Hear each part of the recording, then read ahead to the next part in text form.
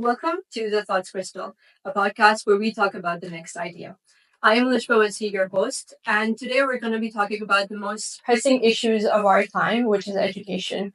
But this isn't just any discussion, it's more about the intersection of technology, policy, and innovation, as well as how education can transform economies at a global and national scale. Joining me today are two extraordinary guests who are at the forefront of this transformation. First, we have Sir Mohyuddin Wani, a leader driving educational reform at the national level.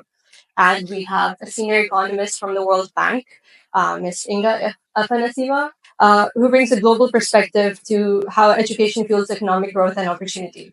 Welcome to the show, both of you. I want to start with the big question, sir. Sir Wani, from a policy perspective, what has been the most pressing challenge for you in education and what are you doing to address it? Most pressing challenge was to bring education at the national level agenda, making a national narrative so that all the stakeholders are together on one platform to work together in every sector of education in every geographical area of Pakistan. So that was the challenging part to bring everybody on board under the same roof, under the same umbrella to discuss. Then, unless you sit together, you can't discuss or work on different challenges. But simultaneously, what we did, we tried to create small islands of excellence so that we can create a competitive environment at the national level so that other regions can take lead of based on the successes of our stories to replicate it and to create a new ecosystem of quality education in Pakistan. I see. So you basically brought everyone up onto the same level. I didn't brought. I tried to. I tried to. That's appreciated, sir. Still trying. Still trying. Okay. I just want to highlight how important your work has been in educational reform. Like you've done so many projects that it's like when I was researching you, I had to keep track of so many projects. But I want to talk about this one in particular. In 2022, you joined with the CEO of the Universal Service Fund, and you provided 100 paid internships to students in Gilgit-Baltistan. I'm curious, why did you pick this initiative and what did you hope to achieve with it? And what did you hope the students would achieve with it as well? It's not about one initiative of giving scholarships to students. It was one of the initiatives. I want to tap every resource available from here and there, private sector, non-profit sector, multinational sector, bilateral sector, government, provinces. So wherever I get support, I transfer that support back to the students who are the end beneficiaries. Because investment in that, I don't believe in supply side investment. I believe in end user beneficiaries investment, which is more demand driven. Because there I felt in Pakistan, the kids are lagging behind because of the COVID losses, learning losses.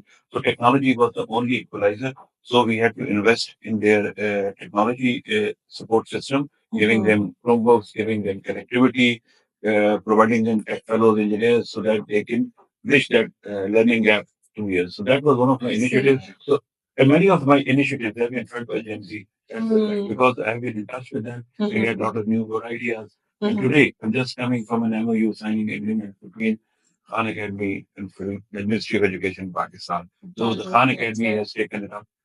We are the first government, Pakistan, the ICT federal government, where Khan Academy is going to introduce its Khan Nico AI tutor to all our teachers and students. They are going to train our teachers. We are going to go for their licensing IDs so that, again, our public school kids can get the maximum benefit of technology and so that they can make up with the level of education their private sector friends are getting in Pakistan. We are supplying the hardware in the school and plus the best software, that's Khan Academy. So that access to that Khan Academy is Khan is a great equalizer. So we are picking up good best practices around the world and we are placing them in Islamabad so that the kids, today we are also rolling out a new curriculum, technical education curriculum in fashion design at grade 9 and 10 for girls and boys so that they can focus on specialized subjects, technical stream from grade 9 and 10 to 4th year, second year. So things are happening in Islamabad. That sounds really lovely, sir. I'm sure those kids will appreciate your efforts. You mentioned there's a gap between education and what you could provide for the students missing. I'm curious. You've also said the same thing a while ago at a conference in Islamabad. You said that specialists were leaving Pakistan because of economic opportunities they could find elsewhere. Do you think there is, in the next 10, 20 years, do you think there will be more of a gap in education and economy? And what will you do to bridge that if it happens? Yeah, it's true. I remember when and where I said that I did acknowledge the fact that a lot of the employees and high level staff in some of the top technology companies around the world come from South Asia. Mm-hmm. Many of them come from Pakistan, and that only tells you that this country and the region produces well educated specialists. The question is, how can we leverage that for the economy of Pakistan? Mm-hmm. And this is where World Bank Project has invested in the Higher Education Commission led project to support universities to improve their education offer, but also to digitize them and to bring the students and the tertiary education up to speed to what is happening globally.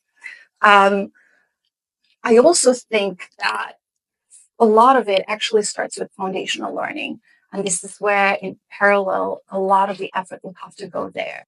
It is not fair that some estimates show that as many as 26 million children in Pakistan are out of school. World Bank calculations show that some 77% of 10-year-olds do not read and comprehend an age-appropriate text. Mm-hmm. So unless we bring these kids into the to the right level so that they have a chance at tertiary education and then feathering themselves. It is hard to speak about the impact that education can have on the Pakistani economy, but we have to work with foundational learning, financial literacy, and numeracy first. So, is there anything that you're doing for foundational learning right now?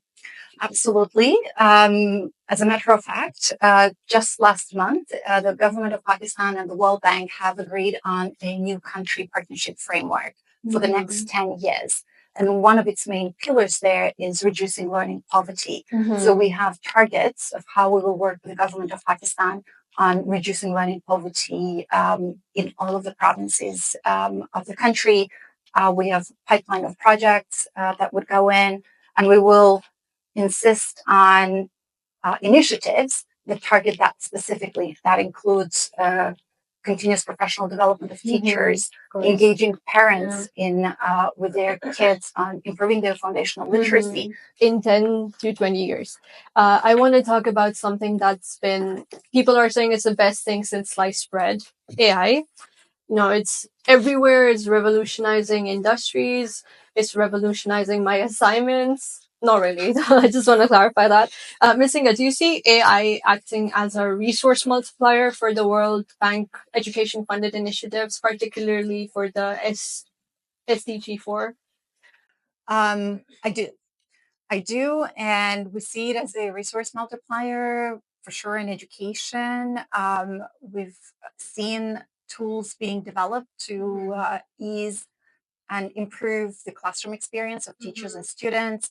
AI can generate scripted lessons, they can generate assignments, check the students' work so that then teachers and students have more time to interact and focus on items or aspects that need to be enhanced.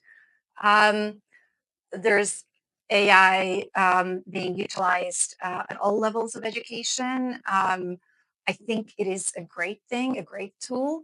I also think that there are risks associated to it that need to be mitigated upfront, like use of AI without proper mitigation for privacy and for private data overall. Governance of AI is another topic that we're working on at the World Bank. There are governments out there that are trying to govern future use of AI. So with this, I think that there's absolutely amazing benefits to AI, and we are harnessing those for World Bank projects, and governments are doing the same for education. And at the same time, we need to keep in mind some of the reservations that might come up and that we need to address up front. I find it really interesting to give more time for to the teachers and the children to actually interact with each other. I find like I'm in that's one positive thing about AI. But I wanted to ask Sir Wani, if you is the government leveraging AI and technology in any way to improve learning outcomes? We have just started using AI in our primary schools. We have hired computer science teachers. They have been placed in 150 primary schools who are teaching students how to use AI for personalized learning to the extent of learning the whole foundation learning aspect, learning language, it was learning maths, how to use ChatGPT to create ideas, to create stories. So the kids are so damn interested in learning now because of this technology. It has created excitement. It has been more interactive. The kids are sharing their experiences amongst each other, and now they are recording their testimonials, how they have used AI in the primary classroom. Secondly, AI is now will be used in generally in all schools because we have entered into an agreement with Khan Academy. So Khan Academy is going to teach our trainers, and they will develop a pool of master trainers and then a cascading model. All teachers are being trained in next 2 3 months. So that in the next academic session, the students are fully capable enough to get themselves equipped with the knowledge of AI for personalized learning in their regular curriculum also, and to trigger their imagination for other things around the world. And it will be in a very controlled environment because we are also teaching them the cybersecurity, the safe practices that is part of their curriculum. And secondly, the teachers are also, this AI tutor is also using filters so that the kids will ask something, but the filter will assess the age of the student, his background, and then that AI tutor will phrase the prompt on behalf of the student to find out answers or sets of answers towards the end solution. So basically, we are teaching kids how to ask the questions because answers can be found anywhere. It's the art of asking the question which has to be tutored to the student.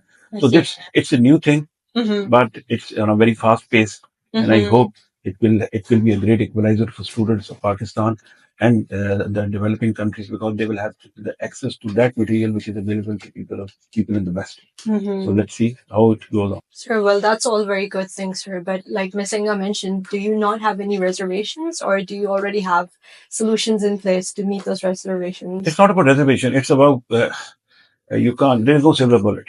There is no perfect solution. It's a new solution. We have to test it, and we will see. And this technology is itself developing. So there will be a lot of mid-course corrections also. So if it is happening in United States or Korea or China, it will happen here also. So we can learn from each other, and the knowledge is now developing, and it's being shared rapidly. So we can get a lot of good results and modeling from other countries also, and then we can upgrade and develop our own system. I see. And obviously, the system is going to be for people like in hotspot areas. But I want to ask about the people in marginalized areas, like people that aren't reachable so easily. Will they still receive the same level of effort from both of you, or is that something to be decided? All the effort. All the effort. Yes, honestly, Vanessa knows this. With the World Bank, the Ministry of Federal Education has a federal project that is focused on lagging districts across the country. So those districts are receiving all the attention that they need to help improve the education outcomes in the lagging districts. Coming back to AI, the first thought would be that marginalized or remote areas would not benefit from it just because of the internet penetration and because of the availability of devices. But it is also true that with AI and with the tools that we're developing, a lot of these are available offline. So if a teacher has a phone and they downloaded one while they're on Wi-Fi, download the learning management system that will help them with the scripted lessons, with the assessments for students, with checking the assessments, then they can utilize it offline.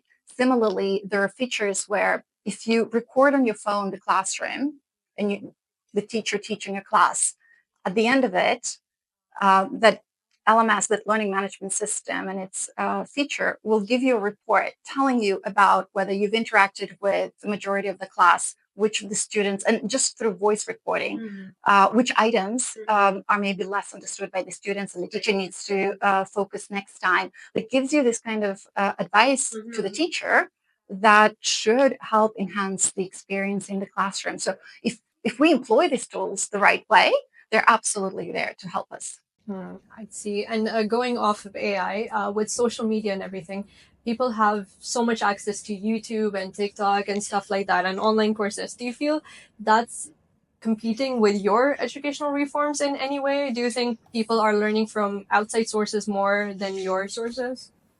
I think that they should learn from every source possible. I do think that the school is not an end of it all, and is not the only one place to learn. Actually, if anything, the school would give you the foundation, and then you should seek answers everywhere else. I am glad there's such a diversity of sources for learning, and people should go out there. Be obviously smart about it and scrutinize. But there are great resources out there for sure. Sir Wani, what do you think? And it's not either or. We have to go for everything. And the kids must learn from the school, but they should be allowed to learn outside the school also. And so that it will enable them to make a choice. So the choice part should be, and our examination system drives this whole mad thing, because if the examination system is restricted to a particular work, the kid will be restricted to learn only from the school. But if it is concept based and learning objective based, the kid will be excited to find those books, those materials which excites him. They're more gamified, more storytelling, more. So let the kids be allowed to make a choice to learn from whatever source they want. I see. That's very wonderful, and I really appreciate that you guys are focused more on learning than the sources of learning. I have to ask, both of you have incredibly inspiring careers, but if you had to pick just one moment where you had just one achievement with the greatest social impact, what would that be for both of you? You want to go first? The achievements, like at times the achievement was of major nature, but the scale was small. So whichever one, sir. I worked in Beneficiary Support Program for 2 years. So it was a great moment for me to work directly with the beneficiaries, the poor segment of society, to help them out through a big program, cash grant program. Then I worked in Earthquake Reconstruction Authority, 2005, a massive earthquake, so helping people in reconstruction. Then working in National Disaster Risk Management Fund for 2 years. So again, risk mitigation, risk financing concept, was totally new for me. So I learned a lot from that. And all these things then boiled down to my posting as Chief Secretary Gilgit-Baltistan, where I was able to implement all these things which I learned in my life through experiences. So being number one was helpful to me to implement all these policies. And now as Secretary Education also, I'm benefiting from all those experiences. So there is no one achievement. This whole life is an achievement. That's very nice, sir. Missing it. Do you think you can top that? Probably not, but let me try. So if I were to pick one experience, then it would be when in 2012, being in Washington D.C., working for the World Bank, living a happy life, I had this opportunity to go back to my country, Moldova, and work in the government. So I went there as a chief of staff to the Minister of Education, a good friend of mine, and the time I spent there. She was also new to the Ministry of Education. It's not an overstatement to say that we started a revolution in education.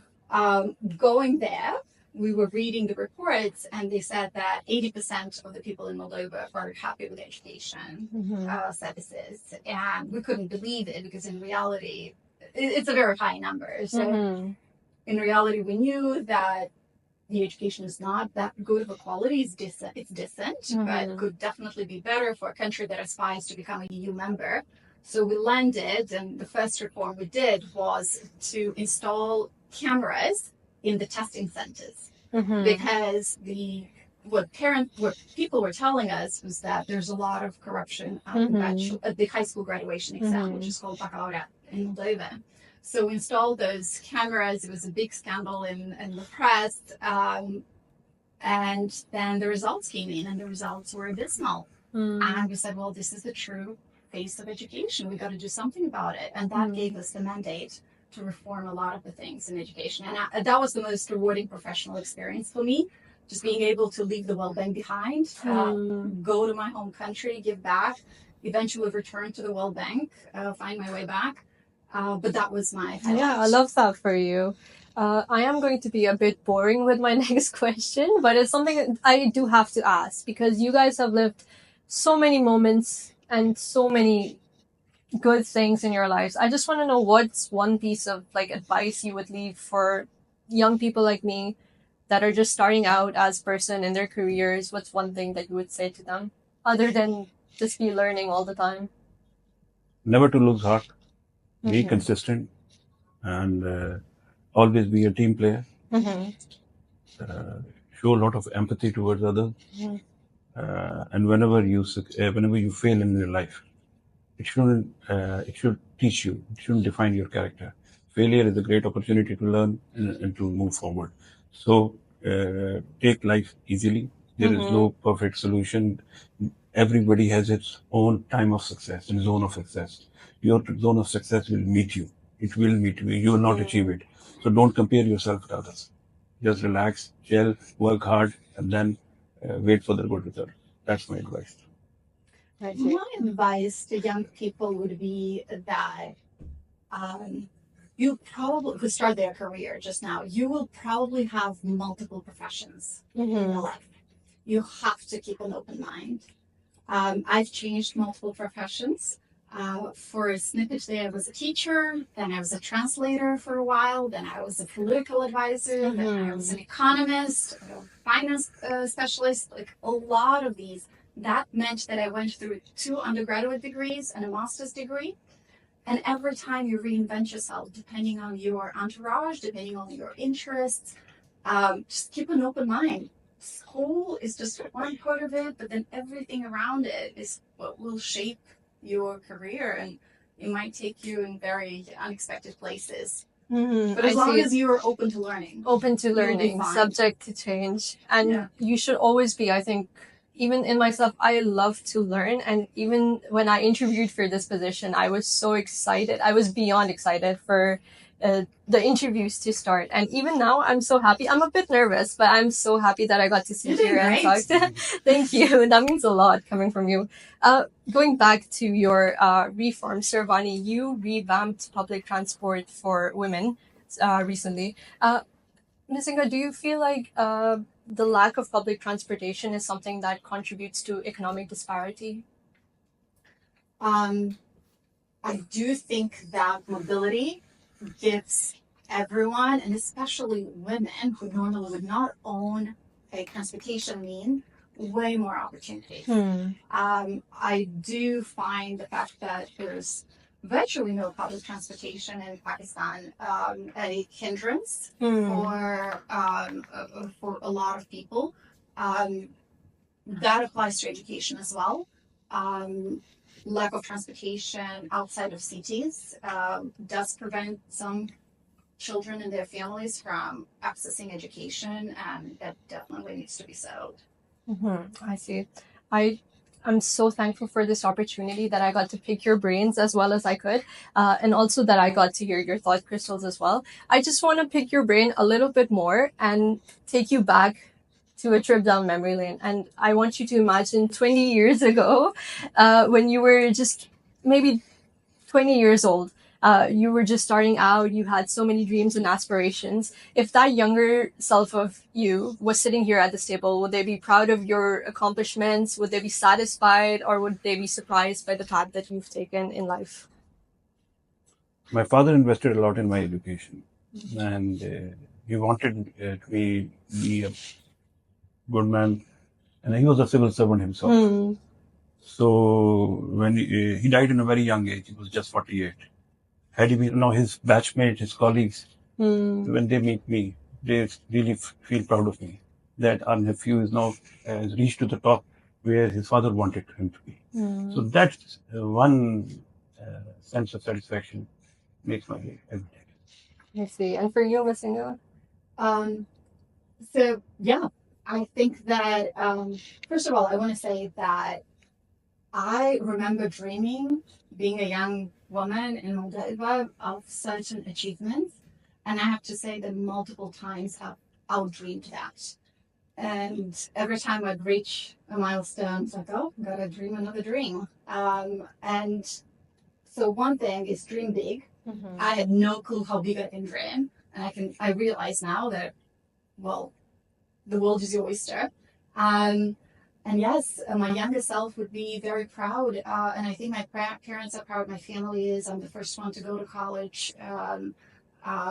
My parents valued education a lot. Made great sacrifices for it. And I'm grateful for that. I will add it to it. My dreams were created and manufactured by my father when I was 5 years old. And then I borrowed them and then I expanded those dreams. I'm sure So he's very proud of you as well, sir. his statement, I still remember about his grade 5, two statements. One, he used to tell me to say, I want to lead my nation. So that was his first liner when I was 5 years. Second was a quote from Eleanor Roosevelt. It was a book of FDR, which he gave to me when I was 7, 8 years old. It was a pictorial book, but there was a sentence of a quote of Eleanor. Mrs. Roosevelt, do you think that the illness of your husband has affected his mind? So it was a negative question. She said it has. It has made him more compassionate and public friendly. So that quote helped me a lot in building to compassion, public friendly, and to lead my nation. So I combined all those things because that book was also a gift of my father. So that also helped me in shaping up my life and to dream big, what she has suggested, to reach to the top. So yeah, without dreaming, you can't do anything. That is lovely. For both of your experiences, that's very lovely. I hope I can also be as proud as you guys are of yourselves. We are witness to success stories all of the time, but we hardly ever see the hardships that are needed to get where you are. Is there any point in your life that you had a very unexpected but still welcome outcome in anything, in any project or your personal lives? An unexpected outcome. But still welcome. Plenty of refusals and plenty of but yeah, you don't give up. Like, life doesn't end at an unexpected outcome. That's the beauty of it. That you can wake up in the morning and start anew, have a new beginning. Being young again, right? Like, to have all of these potential new beginnings. And Gen Zs have a lot to look forward to. We do, I think. I think we'll be okay as long as there's people like you working for us. Before we finish, I took you to the past, but I also want to take you to the future. I want you to envision the ideal education system. What do you think would be perfect for students? What does it look like? For me, it's a combination of 4 factors. Again, it's not my version. I've heard it from many policy analysts. It should be expanded. It has to be embedded with equity, excellence, and employability. These 4 factors are the key ingredients of a good education system. We should continuously expand to reach out to all those areas which have still not been reached out. Secondly, equity part. All the marginalized community, the underserved communities, they have to be brought in so that one area doesn't grow at the expense of the other. Third part is excellence, the quality part. It has to be top of the line and comparable all around the world, highly competitive. And the fourth part, it has to be economy. It has to generate money so that the person can survive. It's not about learning only. It's learning for some sense of income and some sense of family support also, and to reinvest in the society. So all these factors have to contribute in a good education system. I'll only take another angle because I fully agree with Wani's the other angle that I want to bring in here is that the education should be child-centered. The school should be a safe place focused on the child and for learning, supported by the teachers, by the rest of the school, by the community, the parents being involved productively and constructively with their child's education. That's how I see it. It's not about a classroom and a teacher standing in front of it and talking to children what he thinks is education. It's all about what the child needs to learn to be a fulfilled and happy human growing up. I think I definitely could have used you guys a few years ago, but I love that. But it's so important to have bold and optimistic visions for the future. Any final message you would like to give to our younger listeners of the podcast? Again, I will quote another famous Pakistan's academician and intellectual, Ali Muhammad Rashdi. When I was again in grade 10, I listened to his interview in a PTB telecast. He was asked the same question, any message for the young generation? He said, no. He said, why? They don't listen. So find your own message. You know everything which is happening around. You will not listen to me. You will listen to your own conscience. You will listen to your experiences. You know everybody. You know who the best people around. Not the technology helps you. Find out the best solution for you, yourself. Inshallah, you will succeed. Yeah, I see. And my message is empathy. Treat everything and everyone and every piece of information that comes to you empathetically. And the second one is question everything. Question everything, question everything. Everything. That seems to be the theme for this podcast. What a conversation. I love that I got to sit down with both of you. Thank you, Sir Wani. Thank you, Miss Inga, for your insights and time and taking the opportunity to come here, giving us a chance to grow as well. To our listeners, this is the time to be bold, to think ahead, and to shape the future that we want. If you found today's discussion valuable, please follow the Thoughts Crystal podcast on YouTube and share the podcast and continue the conversation with us online.